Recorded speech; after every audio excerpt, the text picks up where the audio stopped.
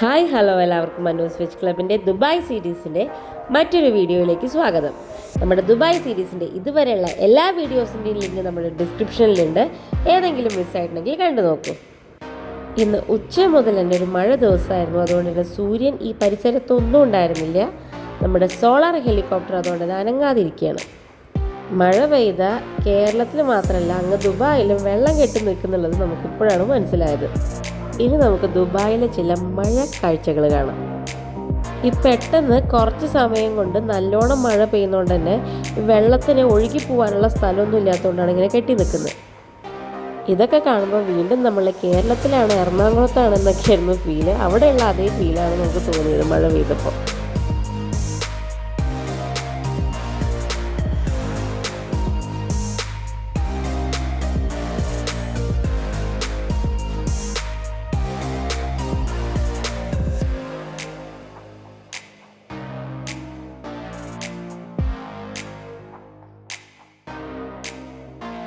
ഇത്രത്തോളം വലിയ മഴയാണോ പെയ്തത് എന്നുള്ളത് നമുക്ക് അത്ഭുതം തോന്നുന്ന രീതിയിലായിരുന്നു റോട്ടിലുണ്ടായിരുന്ന വെള്ളം.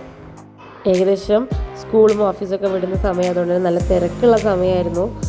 സ്കൂൾ ബസ്സുകളും ജോലിക്ക് കഴിഞ്ഞ് വീട്ടിലേക്ക് വരുന്നവരും എല്ലാം കൂടി മൊത്തത്തിലൊരു ബഹളമായിരുന്നു റോട്ടിൽ. മഴ കൂടി പെയ്തതോടുകൂടി ട്രാഫിക് നല്ല രീതിയിൽ കൂടി മൊത്തത്തിൽ ബ്ലോക്കായിരുന്നു.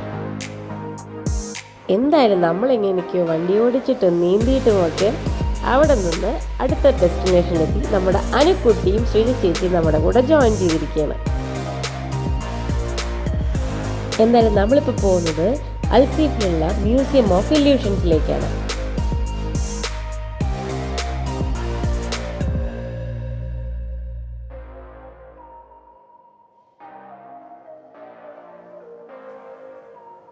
നമ്മൾ വണ്ടിയൊക്കെ പാർക്ക് ചെയ്ത് ഉള്ളിലേക്ക് പോവുകയാണ്. പോകുന്ന വഴി കാണുമ്പോൾ നമുക്കൊരു പഴയ കാല ദുബായിയൊക്കെ ഓർമ്മ വരും.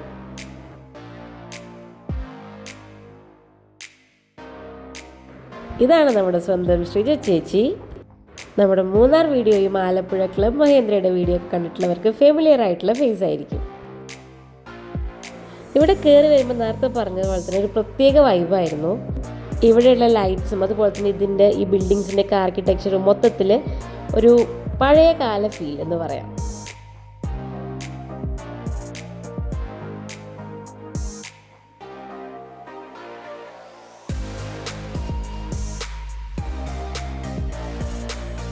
ഇവിടെയുള്ള വാഷ്റൂമിന് വരെ ആ ഒരു പ്രത്യേക ഭംഗിയുണ്ട്. ഇവിടുത്തെ ലൈറ്റ്സ് ആയാലും അതുപോലെ തന്നെ പൈപ്പ് ആയാൽ പോലും ഒരു പ്രത്യേകതയുണ്ട്.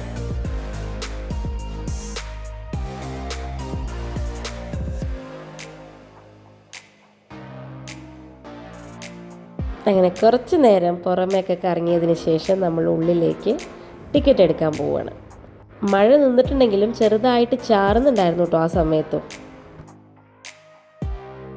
നമ്മുടെ കൂടെ കുട്ടികളൊക്കെ ഉണ്ടെങ്കിൽ അവരുടെ കൂടെ ഏകദേശം 1-2 മണിക്കൂർ കുറച്ച് ഫണ്ണായിട്ട് സ്പെൻഡ് ചെയ്യാൻ പറ്റിയ നല്ലൊരു സ്ഥലം തന്നെയാണ് മ്യൂസിയം ഓഫ് ഇല്യൂഷൻ എന്ന് കേട്ടിട്ടാണ് നമ്മൾ അങ്ങോട്ട് പോയത്. ഇവിടെ കാണുന്നതെല്ലാം മായ എന്ന് പറഞ്ഞൊരു ഫീലായിരുന്നു. കുറച്ച് സമയം എടുത്തു നമ്മൾ ഇതിനോട് സെറ്റായിട്ട് വരാൻ. ഓരോന്നും എന്തൊക്കെയാണെന്ന് അതിൻ്റെ തൊട്ടടുത്ത് കറക്റ്റായിട്ട് എഴുതി വെച്ചിട്ടുണ്ട്. അത് വായിച്ച് നോക്കിയാലേ നമുക്ക് കാര്യം പിടികിട്ടുള്ളൂ.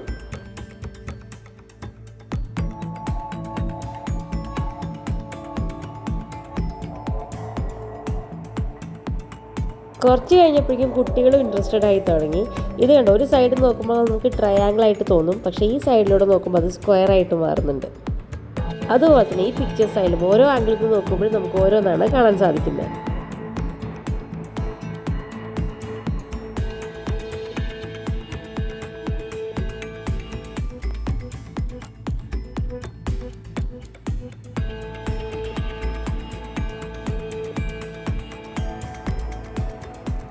പിന്നെ ഇതുപോലെ നമുക്ക് കുറച്ച് ഫണ്ണി ആയിട്ടുള്ള ഫോട്ടോസൊക്കെ എടുക്കാനുള്ള എല്ലാവിധ സൗകര്യങ്ങളും ഉണ്ട്. പിന്നെ ഇത് കണ്ടോ, ഫോട്ടോ എടുക്കുമ്പോൾ നമ്മൾ ഇതുപോലെയാണ് എടുക്കുന്നത്. പക്ഷേ ഇത് ഫോട്ടോ ആയി വരുമ്പോൾ എങ്ങനെയാണ് വരുന്നത് കണ്ടോളൂ. ഇരിക്കുന്നുണ്ടായിരുന്നത് നിലത്താണ്, പക്ഷേ ഇതൊരു ചെയറിൽ ഒരു ചെറിയ കുട്ടി ഇരിക്കുന്ന ഒരു ഫീലായി മാറി. അതുപോലെയുള്ള ഇല്യൂഷൻസ് ആണ് ഇവിടെ അധികം ഉണ്ടായിരുന്നത്. ഇതുപോലെയുള്ള ഒരു സെറ്റപ്പിൽ ഇരുന്നിട്ട് എടുത്ത ഫോട്ടോ ആണ് നമ്മൾ നേരത്തെ കണ്ട പോലെയുള്ള ഫോട്ടോ ആയിട്ട് വരുന്നത്. അതാണ് അത്ഭുതം.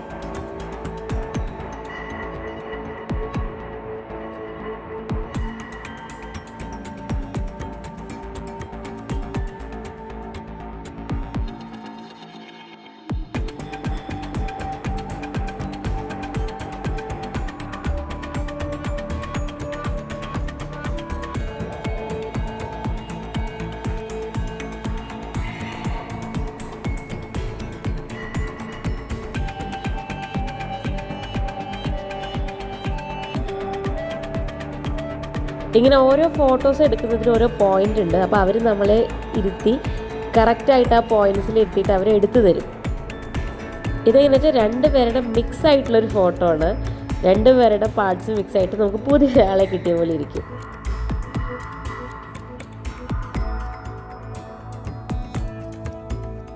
ഇവിടെ ചാലഞ്ചൊക്കെ എഴുതി വെച്ചിട്ടുണ്ട്. 17 മിനിറ്റ്സിലാണ് തീർത്തിട്ടുള്ളത്. ഇതുപോലെയാണ് നമുക്ക് ഈ ബോർഡാക്കി എടുക്കേണ്ടത്. കാണുമ്പോൾ നമുക്ക് അത്യാവശ്യം സിമ്പിളായിട്ടൊക്കെ തോന്നുമെങ്കിലും അത്ര സിമ്പിളായിരുന്നില്ല. നമ്മൾ കുറേ നേരം ട്രൈ ചെയ്ത് അവസാനം നിർത്തിപ്പോയി.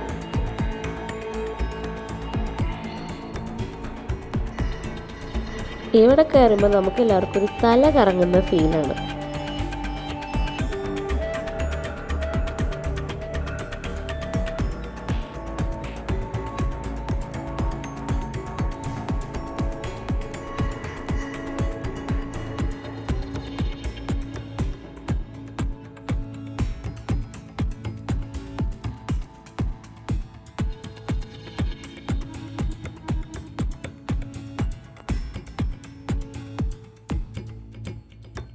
സംഭവം അതിൻ്റെ ഉള്ളിലുള്ള ഫ്ലോറിൻ്റെയും ഒക്കെ അറേഞ്ച്മെൻറ്റ്സ് കാരണം നമുക്ക് ഫീൽ ചെയ്യുന്നതാണ്. നമ്മുടെ ബ്രെയിനിന് കൺഫ്യൂസ് ചെയ്യിക്കുന്ന കുറേ പരിപാടികളാണ് ഇവിടെ നടക്കുന്നത്. പക്ഷെ സംഭവം നല്ല അടിപൊളിയായിരുന്നു കേട്ടോ. കുറച്ച് പേര് ഒന്നിച്ച് പോകുന്നതായിരിക്കും ഏറ്റവും രസം.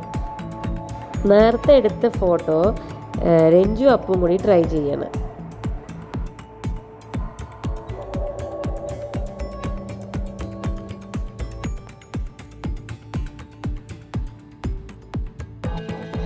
അങ്ങനെ തളരരുത് രാമൻകുട്ടി തളരരുത് എന്ന പ്രയോഗം മനസ്സിൽ പറഞ്ഞുകൊണ്ട് നമ്മൾ അടുത്ത ഐറ്റത്തിലേക്ക് എടുത്ത് കാലെടുത്ത് വെച്ചിരിക്കുകയാണ്.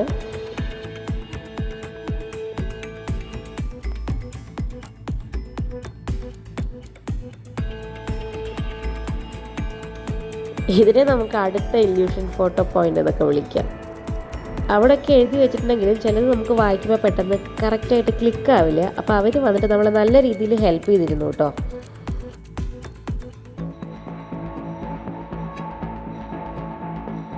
ഇവിടെ ഫോട്ടോ എടുത്തതിന് ശേഷം അവരെടുത്ത ഫോട്ടോനെ റൊട്ടേറ്റ് ചെയ്തിട്ടാണ് സേവ് ചെയ്തത്. എന്തായാലും രഞ്ജിത്തിന് അവർ സ്പൈഡർമാനോ സൂപ്പർമാനോ എന്തൊക്കെയോ ആക്കിക്കൊണ്ടിരിക്കുകയാണ്.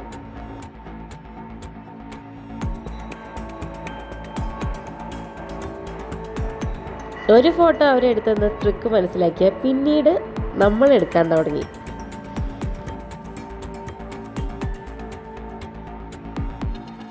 എന്തായാലും ദുബായിലുള്ള ഇതുപോലെയുള്ള ഒരു മ്യൂസിയത്തിലും നമ്മുടെ മഹാത്മാഗാന്ധിജീനെ കണ്ടപ്പോൾ ഒരുപാട് സന്തോഷം തോന്നി കേട്ടോ. അതിന് കൂടെ നല്ലൊരു മെസ്സേജ് കൂടി എഴുതി വെച്ചിട്ടുണ്ടായിരുന്നു.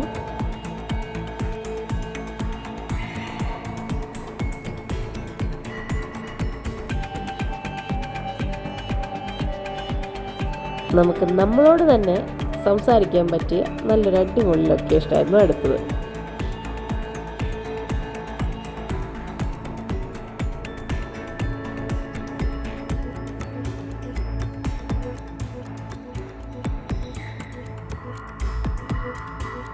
ഇതൊക്കെ 3D പിക്ചേഴ്സ് ആയിരുന്നു കേട്ടോ. വീഡിയോയിൽ എത്രത്തോളം അത് 3D ആയിട്ട് ഫീൽ ചെയ്യുന്നതെന്ന് അറിയില്ല. നേരിട്ട് അടിപൊളിയായിരുന്നു.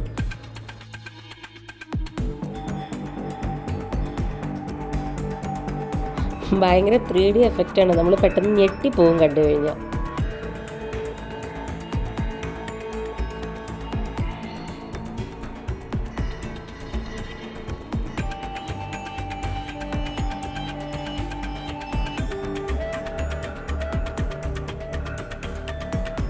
പല തരത്തിലുള്ള ഇല്യൂഷൻസിൻ്റെ ഓരോന്നും നമ്മൾ വായിച്ച് മനസ്സിലാക്കി അതിനനുസരിച്ച് വേണം പിക്ചേഴ്സ് എടുക്കാൻ. നല്ല രീതിയിൽ നമ്മളെ ചിന്തിപ്പിക്കാനും ചിരിപ്പിക്കാനും അതുപോലെ തന്നെ നമ്മുടെ ബുദ്ധിയൊക്കെ നല്ല രീതിയിൽ പ്രവർത്തിക്കാനും പറ്റുന്ന രീതിയിലുള്ള ഒരുപാട് ആക്ടിവിറ്റീസ് ഇവിടെയുണ്ട്.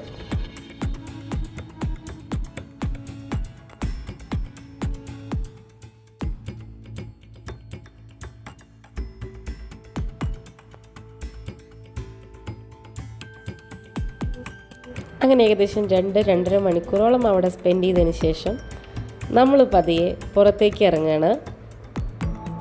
നമ്മളെക്കാൾ കൂടുതൽ ഇവിടെ എൻജോയ് ചെയ്തത് അനുക്കുട്ടിയും അബിക്കുട്ടനും ആയിരിക്കും.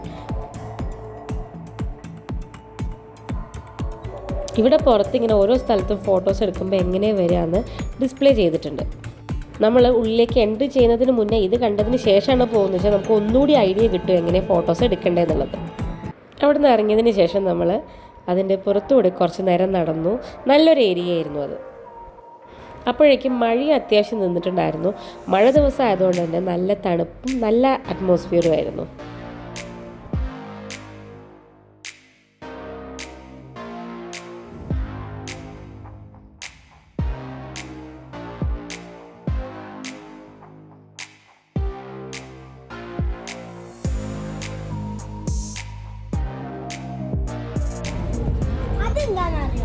അതാണ് വിൻഡ് ടവർ. പണ്ട് AC ഒന്നും ഇല്ലാത്തതുകൊണ്ട് കാറ്റൊക്കെ കിട്ടാനായിട്ട് ഉണ്ടാക്കിയതാണ് അത്. അവിടെ ഹോൾസ് കൂടെ കാറ്റ് ഉണ്ടാക്കിയിട്ട് എയർ സർക്കുലേഷൻ വരും. അപ്പോൾ അത് അറബിക്കിൽ പറയുന്നതാണ് ബർജീൻ ഓർ വിൻഡ് ടവർ. അങ്ങനെ അനുക്കൂട്ടികളുണ്ട് നമുക്ക് പുതിയൊരു അറിവ് കൂടി കിട്ടി. കുറേ ഫോട്ടോസൊക്കെ എടുത്തതിന് ശേഷം നമ്മൾ അതിന് ചുറ്റും വീണ്ടും നടന്ന് കാണുന്ന ഒരുപാട് കച്ചവട സംഭവങ്ങൾ ഇവിടെ ഉണ്ട് കേട്ടോ. ഒന്നും വാങ്ങാൻ പ്രത്യേകിച്ച് ഉദ്ദേശമൊന്നുമില്ലെങ്കിലും ഇതിങ്ങനെ കണ്ടുകൊണ്ട് നടക്കുന്നത് തന്നെ നല്ല രസമാണ്.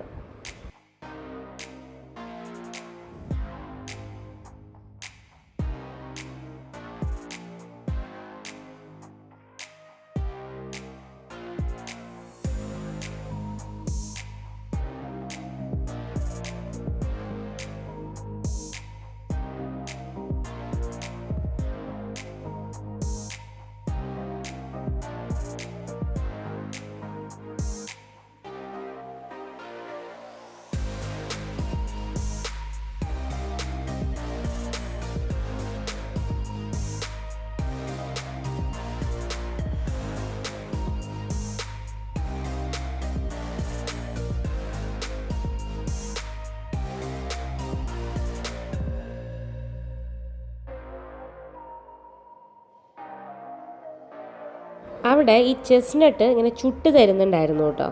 അത് നമ്മൾ വാങ്ങി. ഒരു പ്രത്യേക ടേസ്റ്റ് ആയിരുന്നു. ഞാൻ ആദ്യമായിട്ടാണ് അത് കഴിച്ചത്, പക്ഷെ എനിക്ക് ഇഷ്ടപ്പെട്ടു.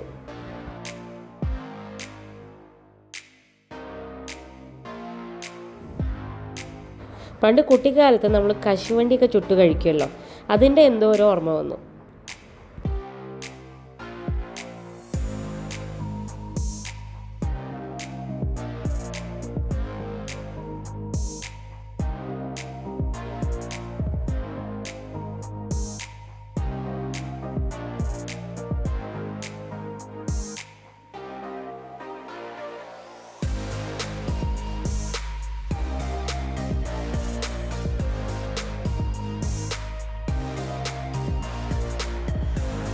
അതിനുശേഷം നമ്മൾ അവിടെ നിന്ന് ഇറങ്ങി തിരിച്ച് നമ്മുടെ വീട്ടിലേക്ക് പോരുകയാണ്. നമ്മുടെ വണ്ടി എവിടെയാണ് പാർക്ക് ചെയ്തതെന്ന് കണ്ടുപിടിക്കുന്നതാണ് ഈ കാണുന്നത്.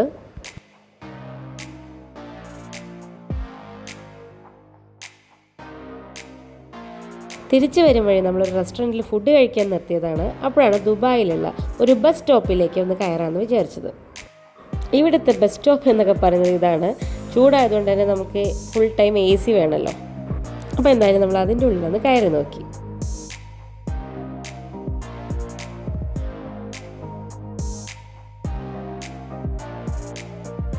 ഇവിടെ ഇങ്ങനെ രാത്രി സമയത്താണെങ്കിൽ ഇതുപോലത്തെ ഈ ബട്ടൺ പ്രസ് ചെയ്ത് കഴിഞ്ഞാൽ ബസ്സിലെ ഡ്രൈവർക്ക് മനസ്സിലാവും നമ്മളിവിടെ വെയിറ്റ് ചെയ്യുന്നുണ്ടെന്ന്. അതുപോലെ തന്നെ ഓരോ ബസ്സിൻ്റെ ടൈം എത്ര മിനിറ്റിനുള്ളിൽ വരും എന്നൊക്കെ അവിടെ ഡിസ്പ്ലേയിലുണ്ട്. ഇവിടെയുള്ള ബസ്സിലും മെട്രോയിലൊക്കെ യൂസ് ചെയ്യുന്ന ഈ നോയൽ കാർഡ് എന്ന് പറയുന്നത് ഇതാണ്. ഈ കാർഡ് റീചാർജ് ചെയ്യാനുള്ള സ്ഥലമാണ് ഇത്. അപ്പോൾ അതെങ്ങനെയാണ് ചെയ്യേണ്ടത് എന്നൊക്കെ നമുക്ക് പറഞ്ഞു തരുമായിരുന്നു.